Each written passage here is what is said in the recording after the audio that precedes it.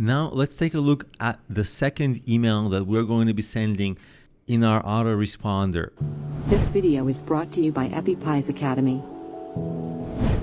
So this is the second email, and let's edit this email and let's take a look at what it's going to talk about. And again, because it's going to be a little bit hard to read for you in this case right here, I'm just going to take all of this copy and I'm going to put it into a Word document, and we're going to edit it there, and we're going to explore what's happening. The text in these big letters, that's not your subject line. That is the little blurb that your email recipient can read before they open the email. So this is actually part of the email. And here, the whole purpose of this email is going to be, because we already invited that person to reach out to us and have that initial call, and maybe you have a product or something that you mentioned, you want to build rapport, show them that you know how they feel, and give a lot of value. So that's what we're going to accomplish here. These two things, we're going to show them that we know how they feel, we understand their situation, and we're going to provide some value. So let's read it. And again, this is for my situation, which is I'm a business consultant, I'm a business coach, and I have products that I sell. Your situation might be slightly different, so you can just customize it for whatever you're promoting. So this text, not sure which ideas are best to get into, or if your chosen idea is good. That's what a lot of people struggle with when they start a business.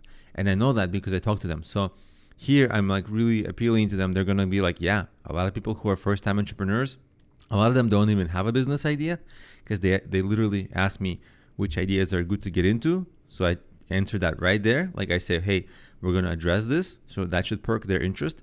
And of course, everybody who's starting a business that doesn't really know if their idea is good. And so this should get the person's interest. So let's build it up. Then I start to discuss the actual body of the content. So your business idea is extremely important. It is the foundation of everything you do for your business. So I reinforce that there's validation to their concern. If you don't have the idea that is just perfect for you, everything else that you will do for your business will be less effective and have less potential. And this actually can be entirely skipped, because maybe this is a little redundant, because I kind of explained that here in the first line. So, I'll actually just get rid of that, because I feel like it doesn't pack a great punch. Because what I can do is just get into this. Do you find yourself asking the following questions when it comes to your idea? And this will help me appeal to my reader. So these are other common questions that first-time entrepreneurs have when it comes to their ideas. First, can Alex, that's me, give me an amazing idea? Because some people just ask me for business ideas. It might sound silly to some people, but people ask me for that. Or people ask, I wish I had a great idea, then I could really get into a great business, but how do I get that idea? And this is something that is a little long, so I should actually simplify that. So I can actually get rid of this whole entire thing here and say it like that. So this will be more on point. And I can even simplify it from here. I can just get rid of this entire sentence, the first sentence, and it will still be okay, but let's keep it as it is. The next thing people ask, how do I know which idea is best? Then how do I know which industry to get into? Should I protect my ideas? If so, how, right? People ask a lot about protecting business ideas, how to get feedback from experts, and what to do if people have multiple business ideas. These are all very common questions by first-time entrepreneurs. And many people who are just starting a business, they ask these questions. They might ask additional questions like, I have a business name and logo created, but what should I do next? That's what a lot of people ask. Then the point of these questions is so that now, hopefully, because I really know my customer, if they are struggling with these issues, they're going to be very interested because I'm literally speaking to their needs. The next thing is, well, how do I address these needs? And here's the trick here. What we want to do without going further in this email is, let's establish our goals. And I'm going to give you a couple of goals that are strategic for the second email. Very important.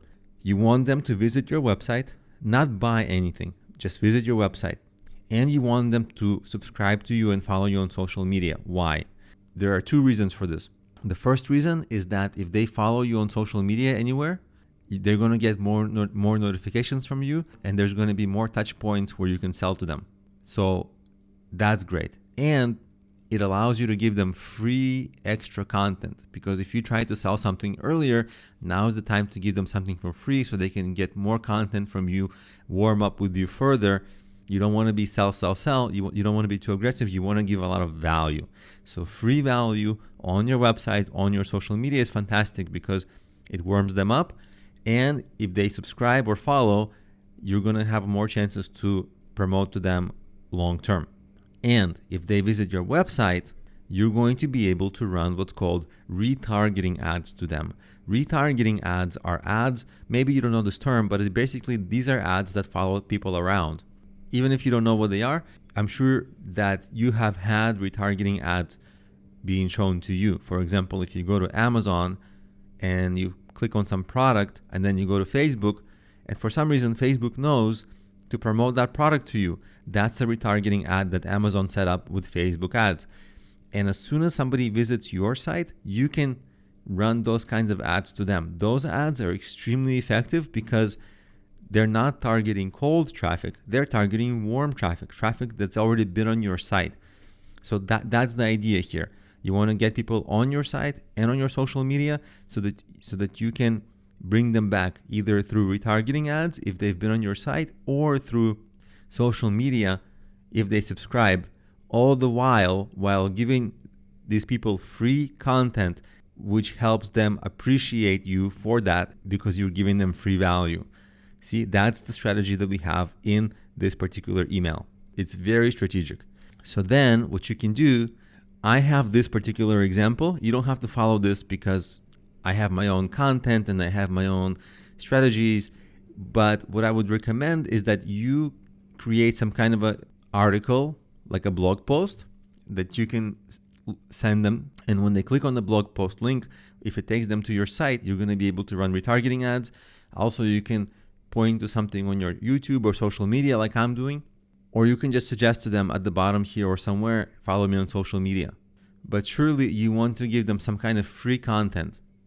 In my case, just because I'm being a little greedy, and I'll probably change this too, I'm trying to sell a course here, which is not a great idea. I'll probably change this to a link to my website so that I can run the retargeting ads to them.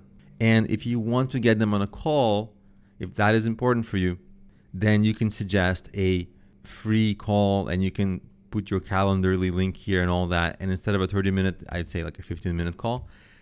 So that's the idea. This email is just to give them free value so that you can have extra ways to re-engage these leads off your email to reinforce your emails.